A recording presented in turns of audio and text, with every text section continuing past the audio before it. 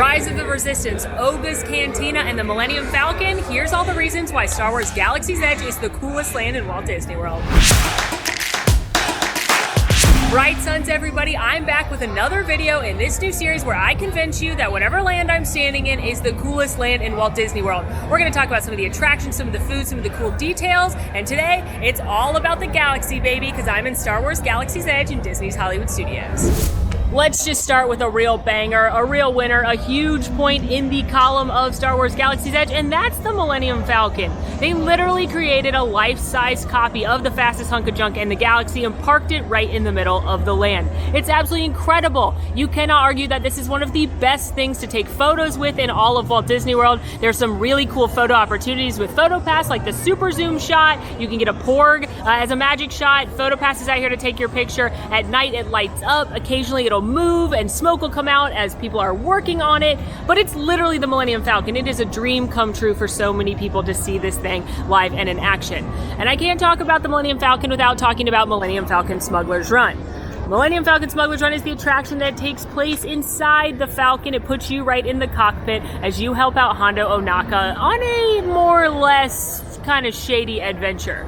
And while the attraction is fun, albeit not my favorite, not that I'm biased, the coolest thing about Millennium Falcon Smuggler's Run is the queue. The fact that you get to go step foot into the Millennium Falcon, to sit at the chess table, to see the wall where Han and Leia first kiss, not to mention the incredible Hondo Ohnaka audio animatronics. So this is the biggest thing in Galaxy's Edge, literally. So number one, we gotta give it to the fastest hunk of junk. I'm going to mention quite a few things to eat in Galaxy's Edge because there's a lot of cool space food here, but none are as near and dear to my heart as space popcorn. This is Katsaka's Outpost mix from Katsaka's Kettle in the marketplace, and it's my favorite treat in all the land. It's a mix of blueberry lemon pound cake and chili lime popcorn. It tastes like spicy tricks, and it's delicious. It's salty, it's sweet, it's a little spicy, a little savory.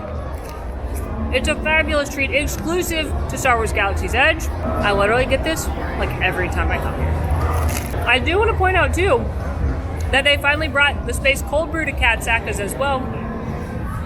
It's a cold brew with Cocoa Puffs on top, and you can get a boozy version here.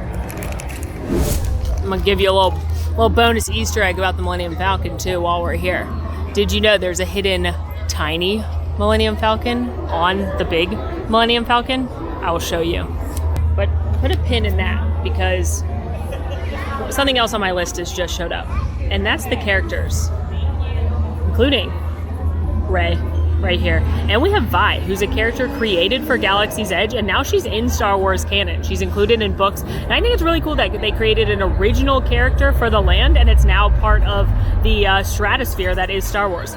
But this is where you can meet famous Star Wars characters again, including Rey and Vi, as well as Chewbacca, Kylo Ren, and Stormtroopers. And what I like about them is that they're not a traditional character meet and greet. You might see them roaming about the land. You might see them working on the Millennium Falcon. Kylo Ren might be over by his ship. And it just makes the land come to life and feel really like you are on another planet. So keep your eyes peeled, because you could see somebody familiar. Okay, and here's Baby Falcon as your bonus thing. This is just part of why the Falcon's cool. Look underneath right here where the driver sits, and you can see that between those two pipes, there's a little model of the Millennium Falcon all rusted, stuck right there. Pretty neat. The next reason Galaxy's Edge is the coolest is because it's got the coolest club in all the galaxy. I'm talking about Ocus Cantina. This elusive cantina is the local watering hole for the citizens of Batuu. You may see a familiar face spinning the beats. That's DJ Rex. He used to be the pilot on Star Tours. That didn't work out well, but now he's the best DJ in all of space. So Ocus Cantina is a really cool vibe. It's like part dive bar, part college bar. Lots of fun in there, and of course the space concoctions are unlike any other. There are things that are smoking, there are things that turn your mouth numb, there are jello shots. There's a lot to enjoy inside Ocus Cantina, but I think the best thing is just the environment. It's fun to be in there, it's fun to hear the music, it's fun to see DJ Rex. A lot of the drinks come in specialty souvenir cups. So Ocus Cantina, definitely one of the coolest things to do. You get a nice break. They do ask that you limit your time inside Ocus to 45 minutes, but they no longer limit how much you can buy. So, you know, feel free to spend those credits however you'd like. Now, if there's one point against Galaxy's Edge and Ocus Cantina in general, it's this. Listen to me right now. don't get the charcuterie board. It's not worth the $20+ it is. It literally has like strung string cheese on it. Don't do it. Go to Baseline Tap House, just steps away outside Galaxy's Edge. You get a $10 charcuterie board. That's delightful. And bonus points for Ocus Cantina. You may often see reservations for after the park has closed. Highly recommend taking advantage of that like I did in my Perfect Day Hollywood Studios video, because then you get to be in Galaxy's Edge at night with not a lot of people around. Don't waste too long, because you know those cast members want to go home too, but you definitely want to get those pictures in front of the Millennium Falcon with some incredible lighting and not a lot of people if you make that late Ocus reservation. Now, if you know me, you know I love a good Disney Easter egg. You know I love a good detail. The attention to detail is second to none in the Disney parks, except maybe Diagon Alley, but that's not the point of this video. The point is, there are some very cool Easter eggs for all the Star Wars fans, and I've done a whole video on just those. We can link it for you, but one of my favorites are the droid footprints. If you look around the ground throughout all of Galaxy's Edge, you'll see different creatures have left footprints. You'll see different droids have left footprints. But the best ones right here are these little footprints like that, as well as these droid tracks right here. You can find them outside of Droid Depot. And what's especially cool is that for the R2-D2 droid tracks, they actually got the real R2-D2 used in A New Hope and dragged him around the wet cement to make these droid tracks, which that is an incredible detail, an incredible fun fact, and definitely one reason that I love Galaxy's Edge. But speaking of droids, let's include Droid Depot on this point. This is where you can make your own droid, which is a very fun take-home for a Star Wars fan. Here inside Droid Depot is where you can work with cast members to build your own interactive droid. They have Bluetooth-enabled capabilities. They also come with their little remote so you can drive your droid around. Reservations are highly recommended for this activity. It's around $100 to build your droid. And when it's your turn, you'll pick your own pieces off of the conveyor belt. You can pick whatever colors you want. You just want to make sure you get all the right pieces for the style of droid you're building, which includes the BB style like BB-8 and the R2 style like R2-D2. Then once you've gotten all the color pieces you like, you work with a cast member to help build the droid, and then it can interact with other droids if you have more than one in your party, or you meet somebody that has a droid, or you can use the remote to interact and drive it around yourself. So I actually think this is a really cool souvenir. It's definitely more on the expensive side as far as souvenirs go, but if you're a longtime Star Wars fan, it's an experience and a souvenir, and it does something when you get home. Plus, if you want to kick it up even further, you can get different pieces, such as personality chips. You can buy little cards so that you get different sounds. You can buy different stickers so that it has like a change of clothes, basically. But building your own droid is a very cool experience in Galaxy's Edge, perfect for a Star Wars fan. Speaking of cool souvenirs, longtime Star Wars fans who got a couple $100 burning a hole in their pocket may want to come here where you can work with scrap metal to take something home. Of course, when I say scrap metal, I actually mean it's where you can build a lightsaber. This is Savi's Workshop, which is a small, intimate class where you will assemble your very own lightsaber to take home.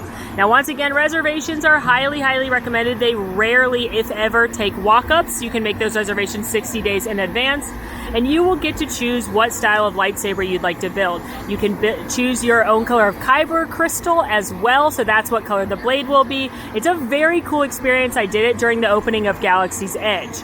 Now, it is expensive. Like I said, it's over $200 to make a lightsaber, and the experience itself is about 20 minutes long. And then there's the question of what do you do with the lightsaber when it's done? It doesn't interact at all with the land.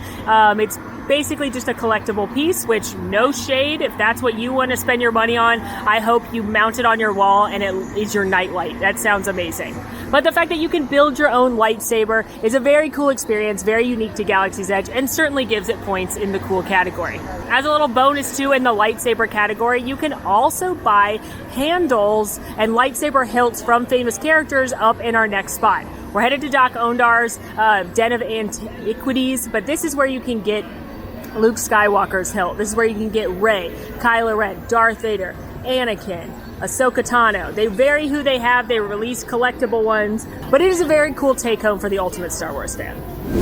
And like I said, our next stop is Doc Ondar's Den of Antiquities. This is this very cool store that I recommend everyone pop into, even if you don't plan on spending some credits. Doc Ondar's, again, is where you can buy those legacy lightsaber hilts, but it's also where you can find other replicas of things like jewelry, busts, clothes, all collectibles from the Star Wars universe. But what's cooler to me than the things you can buy are just the Easter eggs around the shop. He's got taxidermy creatures on the wall. He's got for some reason, a nod to Bumbles the Abominable Snowman from the claymation cartoons. I never understood what that had to do with this. There's nods to the Mandalorian. So this is a very cool store just to kind of peek through and really immerse yourself into the Star Wars universe. I recommend everybody come in here, again, even if you don't plan on spending a couple $100s on Star Wars jewelry. All right, y'all, you know we gotta talk about the food. And as much as I enjoy some tip yip and macaroni and cheese from Docky Bay 7, which little bonus fun fact, it's right there. And if you look at the top where the ship's making a crate delivery, there's 77, 80, and 83. And those are the years the original Star Wars trilogy came out. But it would be foolish for me to praise Docky Bay 7 and not Ronto Roasters, when Ronto Roasters is home to one of the favorite eats in all of Walt Disney World, the famous and iconic Ronto Wrap. Ronto Roasters has a small but mighty menu brought to you by this droid that I don't think gets thanked enough, and the back of a pod racing engine that he's using to cook the delicious Ronto meat. Ronto is a delicious pork sausage, and the Ronto Wrap is the pork sausage with some other griddled pork on a grilled pita with this incredible slaw and a nice peppercorn dressing. They also have the plant-based Zuki Wrap, which I'm a big fan of despite being a non-plant exclusive eater. And that one has got a chickpea slaw, it's got grilled zucchini, it's in that grilled wrap as well, and a really nice spicy sauce. Additionally, Ronto Roasters serves a breakfast version of both of these items, and the breakfast Ronto Wrap, I'd say better than the classic, because now you've got that grilled sausage, you've got some egg and some cheese on there as well. You also can get a couple of unusual snacks here at Ronto Roasters, including some spicy, cheesy pork rinds and some fruit with a tangy dipping sauce, as well as some exclusive Star Wars Galaxy's Edge beverages, including a beer they make just for Galaxy's Edge. Ronto Roasters is my recommendation if you'd like to do a lunch here, a savory meal here, or a breakfast here. You got to get yourself a Ronto Wrap. It's a fan favorite, so it's on the docket for coolest things in Galaxy's Edge.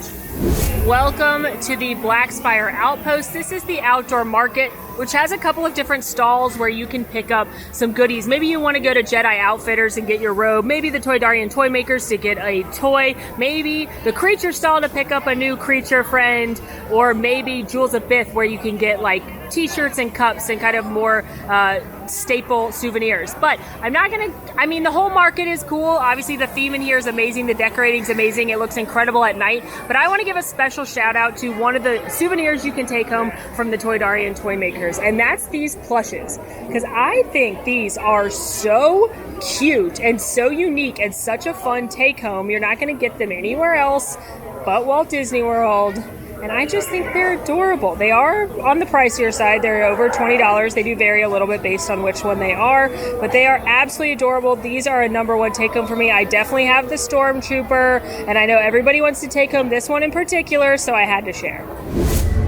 This next one is probably the coolest Easter egg in all of Galaxy's Edge, and it's a two-parter for you. And you're like, why are you showing us a trash can? Because that's the first part. If you look at the serial number on the trash cans in all of Galaxy's Edge, it has this very specific series of numbers, 32638827. My diehard Star Wars fans are gonna know that's the same serial number on the trash compactor in A New Hope when Luke, Leia, and Han get trapped inside. The Easter egg doesn't stop there. Again, that's on every trash can throughout the land. But if you come here into the marketplace and try to get a sip of water from this water fountain on the left, you may see a special friend. That's right, the Dianoga from that same scene whose little eyeball pokes out of the water, lives right here in the water system, and sometimes pops his little eyeball out over the water fountain. So that's a really great Easter egg, one of my favorites in all the land. I think that is so clever, and it deserved its own spot on the list. Next up on the list, Space Soda. Is this gimmicky? Yeah. Is it ridiculous that it's $6 for a soda? Yeah. But is it cool? Oh yeah. These are thermal detonators, but really they're Coke, Diet Coke, and Sprite. Also, they do have a Dasani water bottle as well, but it doesn't come in the cool ball, and I don't know why not. Like, why can't the water be in the ball too? The fun of buying a space Coca-Cola is not lost on me. It's way more fun than buying an Earth soda. Are you kidding me? And it's cool when you see them moving the carts around because they actually drive them with these little soda droids. So yeah, it's gimmicky, yeah, it's ridiculous, but you could also look at it as a fairly reasonably priced souvenir. I've seen people turn these into Christmas ornaments. You can put it on your knick-knack shelf. That's where mine is from Galaxy's Edge opening, so Space Soda, special shout out. Can't think of anything else cool in Galaxy's Edge. I mean, I guess I didn't point out specifically how cool Kylo Ren's ship is. I guess I didn't talk about, yeah, I guess I didn't talk about specifically how much I enjoy some of the things in the I didn't talk about blue milk, but not everybody likes blue milk. Yeah, I can't think of anything. Oh, that? Oh, Rise of the Resistance? The best attraction Disney's ever built? Oh, yeah. Can't forget that. I could have said this is my only point on the list and I probably would have a case for why Galaxy's Edge is the coolest. But in fashion, we saved the best for last. Star Wars Rise of the Resistance is more than a ride, it's a full immersive experience. It's over 20 minutes long, there's multiple ride systems, multiple sound stages. It literally puts you on a Star Cruiser with a troop of stormtroopers staring at you as you've been overtaken by the First Order. It puts you right in the middle of a battle again between the First Order and the Resistance, and you're going to be trying to help out Rey, Finn, and Poe and smuggle some secret information, but of course things don't go according to plan. This is the most popular ride not only in this park but in all of Walt Disney World. It sells out of lightning lanes within minutes of them being available, and the queue is usually well over an hour, hour and a half. Gets upwards of 3+ hours, and I have waited in that queue. But this attraction is like no other. It's absolutely incredible, jaw-dropping, features that incredible John Williams score, brings tears to my eyes every single time. It is like nothing you'll ever experience. So, of course, Star Wars Rise of the Resistance is not only a point on why this is the coolest land in Walt Disney World, it is the point. Well, friends, there's my list on the top reasons why Galaxy's Edge is the coolest land in all of Walt Disney World. Do you agree? Let me know down in the comments which land do you think I should fight for next. Let me know that as well. In the meantime, friends, it's been magical. Now go watch the Tomorrowland version of this.